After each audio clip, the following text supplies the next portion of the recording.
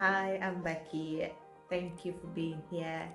This is No Excuse Talk. If you're new, please make sure you subscribe. I hope you're well. So today's video is about this interview with this lovely gentleman from Nigeria. His name is Chuck, and he is a poet. What he does is that he uses poetry to express his feelings, his thoughts, and I mean, that is talent. Make sure you stay tuned, watch the full interview, and let me know what you think. Make sure you leave a comment below, share your view, your thoughts, and I love you for watching. Make sure you watch it to the end. Welcome to Voice with Becky, a safe space created to inspire you to reconnect with your inner power.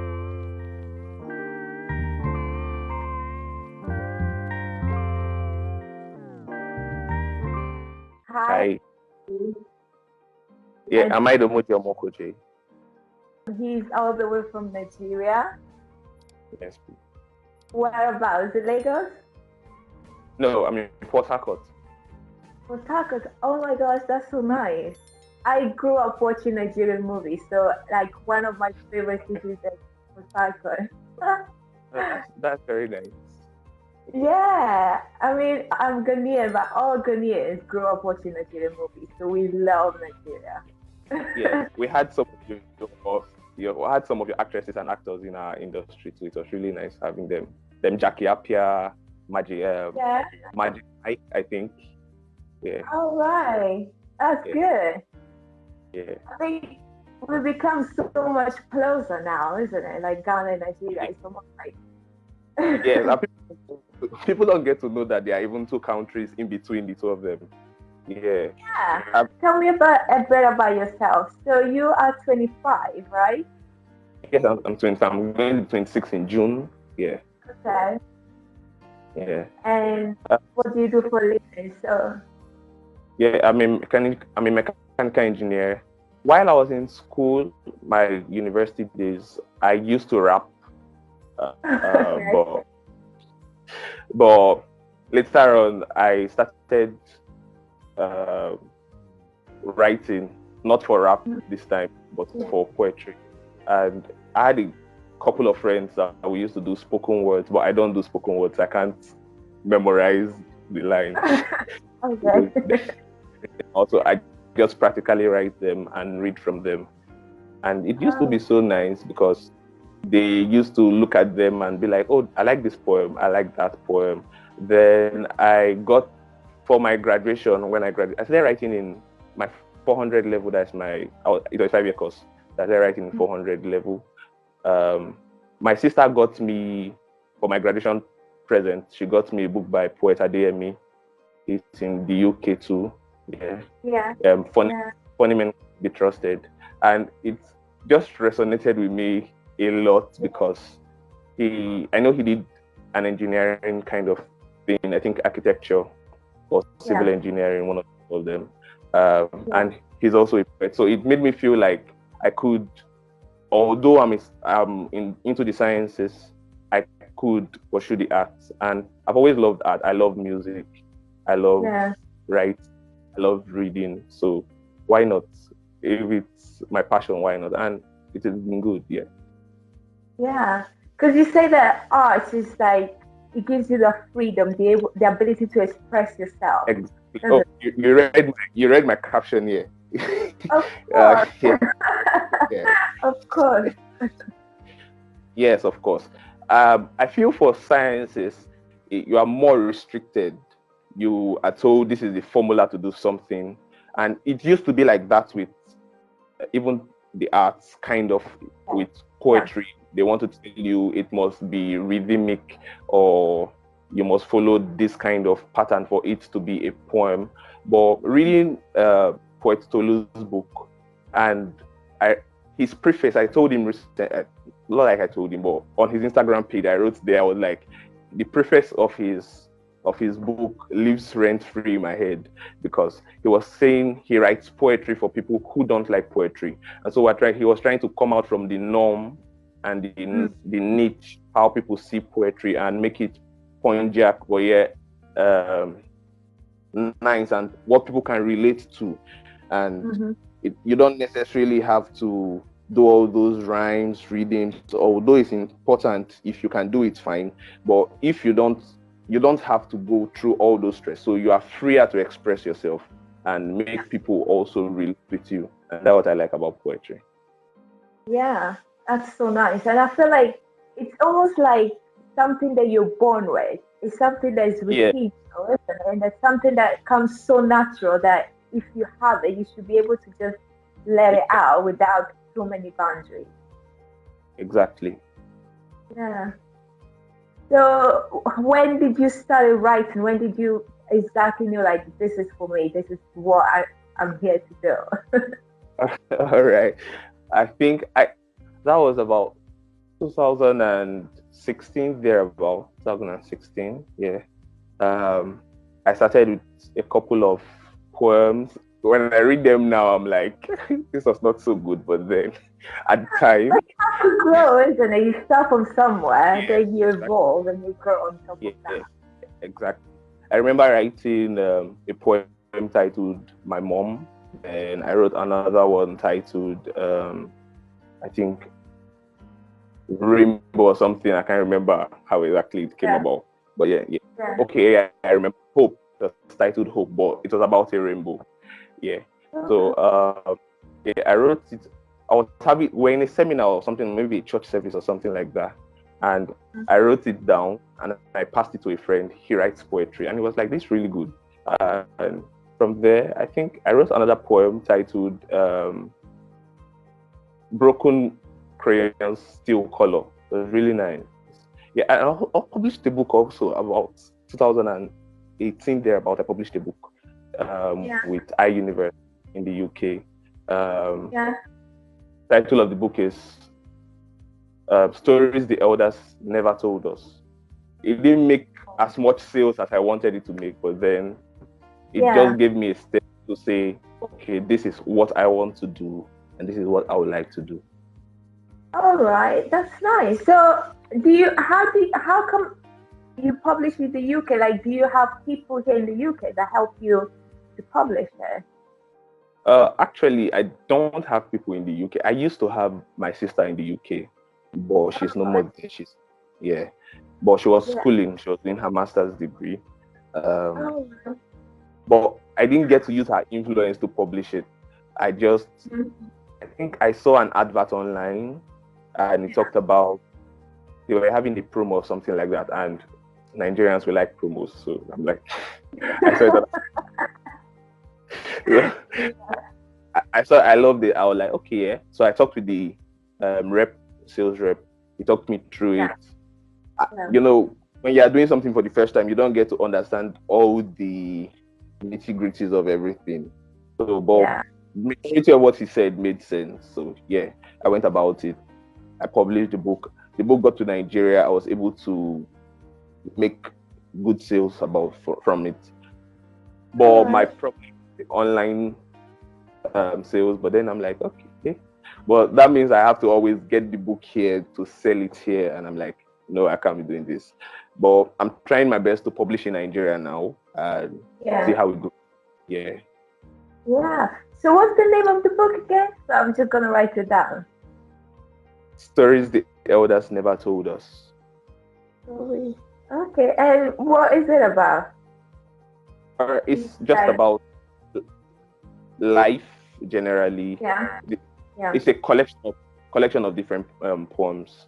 So it talks about relations with people, with family, with practically just relationships and the rest of them like that.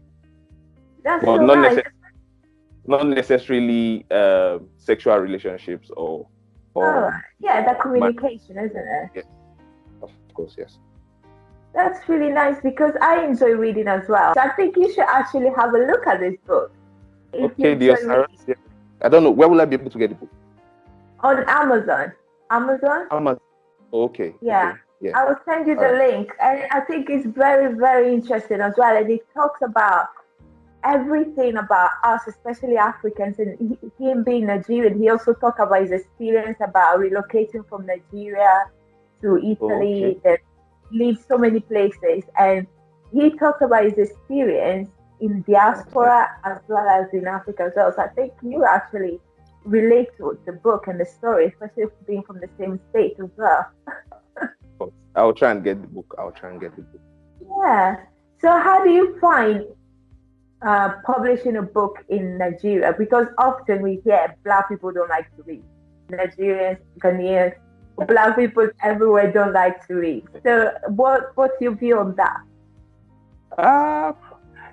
I really don't know how to explain it, but I think In your own words, based on your experience, first, like your way. Yeah. Okay, first of all, I think even in my book, in my preface, I try to say that it's funny how Nigerians would rather watch a movie, know the lyrics of different songs, even for difficult raps. Like you see people rapping to Eminem, it's really fast. But then they don't want to settle down to maybe read poetry. I get they could read other books, maybe science fiction and the rest of them like that. But poetry just looks like, what's this? It's really difficult selling it to them. I think that's one of the major reasons why I didn't publish in Nigeria at first, because I felt like, do I have the market for it here? Do I have people that would want to read it? Even within my friends, I have a lot of people that don't necessarily want to read poetry, and it's like I'm shoving it down their throats, like, you must read my poetry. So I also had to open a new Instagram page because of it. Normally I have my personal Instagram page, but when I saw the reaction to the poetry, and not everybody, and I wanted to actually feel like I'm posting whatever I'm posting, my poems, for people that would appreciate it. So I opened a new Instagram page, and I didn't necessarily put my friends and family there. I just let it grow organically. So I'm about 300 people now that I know want to read the poetry that are there. Everything, knowledge is all in books. So sometimes you're like, how can you bring the message across to people that don't like to read? And then we have talented people like yourself that have to go through so much effort to bring out their message or their talent or the help that they have for others, isn't it? Yeah. And the funny thing is, we have a lot of people that are educated. We have a very vast educated populace. And I think if even in the UK, the US, majority of the people doing their masters, their PhDs are Africans, Nigerians, Ghanaians, maybe Kenyans. But then it's now surprising how it is that in our nature, I don't know how to put it more than that, that we don't like to read. It's surprising. Yeah. That's true. And I think, it's hard. It's something that we have to be more open to talk about. We have to be more willing to talk about, because especially us, we, the younger generation, the youth that see different, that more exposed to the world, we should be able to keep on pushing through and just break that stigma, because the older generation, our parents, we know they never enjoy reading, they didn't like that. Us, and someone like you that actually not only enjoy reading, also writing as well. I think it's like double blessing or something. Yeah, thank you. So other than putting your books and your poetry in Instagram, what else do you do? Do you go somewhere to recite your poetry? Do you have a place? Right now, I don't have a place. I have not really located a place in Port Harcourt. But when I was doing my youth service, we have a national youth service here. Myself and a group of poets and musicians were able to do a book read and just a little poetry show. It was really nice. We had about, I think we sold the hall out. Not so big a hall though. Yeah. But it was, but it was a good. I didn't expect it. I didn't expect the number of people that showed up, and they were there to support us, and we had a good time. Music, poetry, I think they go hand in hand, and it's one of my long-term goals. I want to open a place where people could come and read poetry, could come and like a book club but just for poetry. Yes, I enjoy jazz a lot also, and African music, Afrobeat. So yes, what we call high life here. So I think if there's a good mix between poetry and jazz and high life, so if I could have that kind of place, it would be really good, especially for the younger generation, so they could come, you can express yourself through poetry, exactly through poetry. Like when you are sad, when you're happy, when you're in love, those kind of times, they just bring about your best poetry. And I think mixing it with music does practically the same thing for us. So mixing it with music just helps you to recite, help you to be in the niche of people with like mind, and you're able to just do that. And I think if I can do that in Port Harcourt, in Lagos, in big cities in Nigeria, it would be good. If we could even have people doing those things in their little small spaces, it would be good. Yeah, that's a really good idea, and I hope things work out and things go to plan.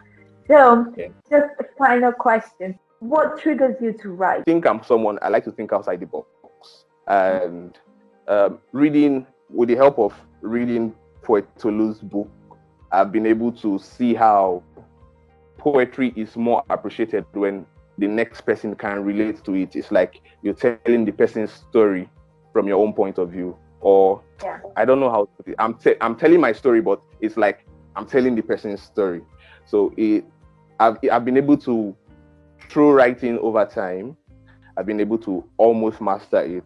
To I can't just sit down and picture. I wrote a poem about bad habits. I think I sent it to you. The one that says, people say you're not good for me, but how is something this sweet poison, something like that. And I'm like, I don't smoke, first of all. So one of my friends that smokes, he called me and he's like, guy, do you smoke? I'm like, no, I don't smoke. He's like, how are we able to put this in the perspective of a smoker? And I don't know. I think I'm just able to step into people's shoes per time and talk about it and make it relatable. I've written a poem about toxic relationships through different forms, and I think just being able to relate with people, understand people. I don't talk much. I'm an introvert, I think. a lot of my friends also agree with that. They think I'm an introvert. But it's what maybe we've now started terming ambivert. So you are introvert until you know somebody enough to be an extrovert. So I'm that kind of person, and I like to listen. So I listen more than I talk. So that helps you to get perspective of other people and their lives, what is affecting them. And if you are able to put that into poetry, you are telling everybody's story as if it is your story. That's amazing. And I think that is the true intelligence of any person, because I read a lot, and about even especially this book, what I learned is that we Africans are different, and we have a different sort of intelligence, which is emotion. And the ability to express your emotion and let someone else also be able to relate to that emotion, that is intelligent. Because even if you think about music, the ability to let somebody move to your beat, somebody feel your pain, even though they're not going through personally, that is an intelligence. And that's why my advice to you is to keep on writing and keep on putting out there your message and your talent out there, because that is intelligent. It's something that we Africans should actually push out more, because that's what we are good at being able to express emotion out and to let somebody else feel. That's emotion. That's intelligent. Well done. Thank you very much. Thank you, Becky. Talk about the NSAS. We also what happened in Nigeria with NSAS, although we might not see now because it's not trending, but it's something that it affected so many people. And you wrote a lovely poem. What were you going through, and how did you find it? All right. Going through the NSAS, I've been harassed by the police before, by the SARS division before. And, when things happen over time and it almost becomes a norm, people don't even complain about it anymore. They just see it as, all right, this is how it is. They should go through my phone. They should think I'm a Yahoo boy just because I have dreads and stuff. I think I wrote about 3 poems, if not 4, on the NSAS during the period when it came out. And I actually participated in the protest also. But in my area in Port Harcourt, it was not violent. They didn't get to shoot at us. They didn't get to harass us because the governor of the state himself had spoken against the SARS division during the election in his time. So we're not harassed because the state does not in itself subscribe to the SARS. But in other states like Lagos State, like Abuja, like I think even Oyo State, people were shot at, people were molested, even during the protest, even during the time when the government was saying that they've ended the SARS, they've disbanded them. It was really terrible to see a government that would tell you, we are for you, we are protecting lives and properties, but would go ahead to kill the same people, shoot the same people that would come out to say, don't kill us. It's a terrible period. It was a terrible, and it also was just after the Black Lives Matter. And you want to see that people are complaining about white supremacy, white people killing the black people. But it's more terrible when you are killing yourselves, and for no good reason exactly. That you dress nicely doesn't make you a criminal. That you have a car doesn't make you a criminal. I know there's the stereotype, especially for Nigerians, that we are all into fraud, and you even get to see it in movies. Sometimes it comes off as comic relief. Yeah. But then, even in the country, we don't sell ourselves in good light about these things. And I think it's really bad that the government, the police that are meant to secure lives and properties go about taking those lives and properties. And at the end, for how the poem I posted, the end part of the SARS, after the happenings at the Lekki toll gate, a lot of people, I think that was the major stopper to the protests, and it just killed a lot of people's joy, happiness. I cried for like 2 days. We were so sad. The house was gloomy.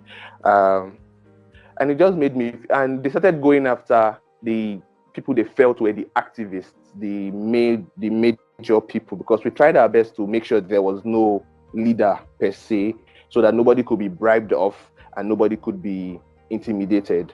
But they found a way to intimidate these set of people that they felt were the leaders. They restricted them from traveling, seized a lot of their passports, shut down some of their bank accounts, and it was just a terrible time. So the point coming off when I said, how aren't I more free than you, although I be the one behind bars? I just feel like a lot of people that felt, oh, let's stop the protest, because even during the protest, a lot of people were saying the government has heard us. They've said they've disbanded the SARS, and let us free them.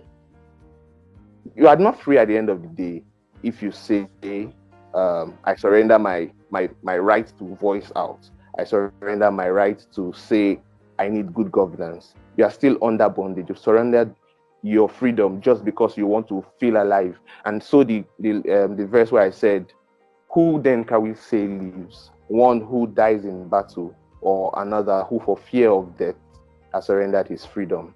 I think that was my best line, my best verse in the poem, because I would rather look at someone who died in battle as a hero. His memory lives on, than someone who died. We don't know you. You died because we are afraid. And I listen to a lot of Fela music and his songs, and even though I was not born in his time, but he's a hero. He's a hero. Exactly. His music lives on. He talked about bad governance over and over again, and he's a hero. That's what it is. Yeah. And funny that I wasn't even born in this time, but what he was saying 30, 40 years ago is still happening It's today. applicable now, yes. Look at what is Yeah, happening in Uganda. It's terrible. yeah, terrible. And then sometimes you question where we're going. Where do we go from here? And like you said, who is really free? Because most of the time, we all Africans have kept quiet. We surrender our freedom for the sake of, oh, it's okay, it'll be better tomorrow. We haven't done anything. Exactly. So at the end of the day, who's really free? The man that Yeah. dies in the battle or the one that surrenders? I mean, like, you said it. That's true. Yeah. Thank you so much. I think we might have to do another one with the other, uh, the Gen writer. I think he would like to also meet you as well, and maybe we'll see if we can arrange that. But I Okay. would love Yeah. you to recite your poem to finish everything. So, Of course, yes, I will. Aren't I more free than you, although I be the one behind bars? I've been sentenced for expressing my freedom while you walk unchained for exercising constraints. Who then can we say lives? One who dies in battle, or another who for fear of death has surrendered his freedom? Blow me out like a candle if you must, but the smoke always tells the tale of a fire that was lit. Okay. I think I love the last verse best yeah, now when I really, why is that? uh, uh, the last line isn't so much um relatable the way you can't just read it and be like this is what it means, right? But when I was writing it, I felt like if when especially when I came from who then do we say lives? Mhm. Someone that has died, you want to say his fire has been blown off or been blown out. So I'm like, blow me out like a candle if you must. Meaning you may kill me, but Yeah, my what I've done remains. The smoke always tells the tale of the fire that was lit. you're really good, So honestly. thank you. And I'm sure there are people out there that will relate to what you're saying and what you're doing. Yeah. And everybody has to start from somewhere, nobody is perfect. And you're already doing amazing work. You're writing, you got books. You also put a face behind your poetry, and I think you got a long way to go. Thank you very much. Thank you so much. Thank you for your time, and Yeah. bless. Keep it up. Take care. Bye. Bye.